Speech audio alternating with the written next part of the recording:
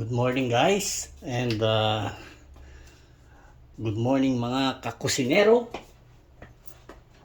Papakita ko lang sa inyo ang aking bagong frying pan.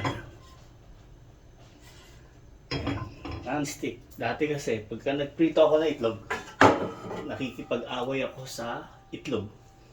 Parang ayaw niya umalis sa kawali. Ito yung dati kong pinagpiprituhan. Wala na.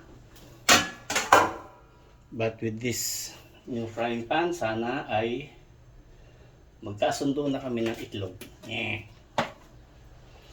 So, hintayin lang natin uminit ang mantika. Yan.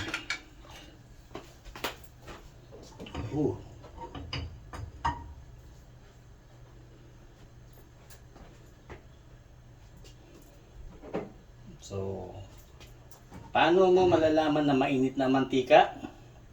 Eh di hawakan mo.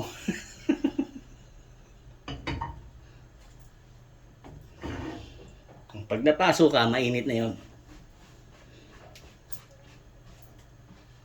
Pero tayo, dadamhin lang ng ating mga palad. Yan.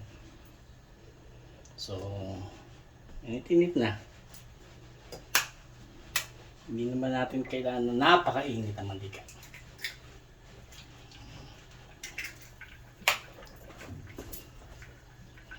Ayan, konting salt. Oops. Bawal maalat.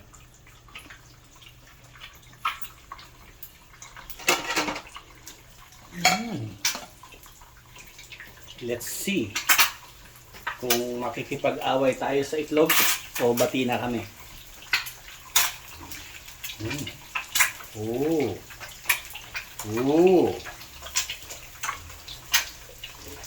Alay, hindi siya nadikit.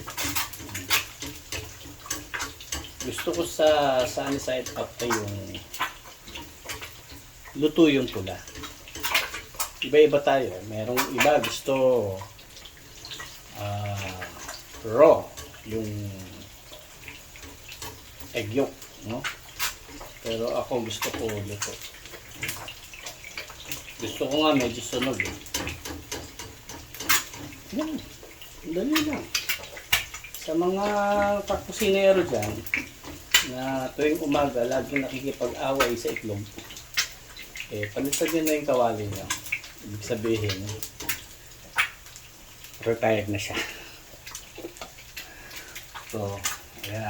Ito na yung pula. Pahunin natin siya. See? Walang ka-effort. Okay? See you on my next vlog.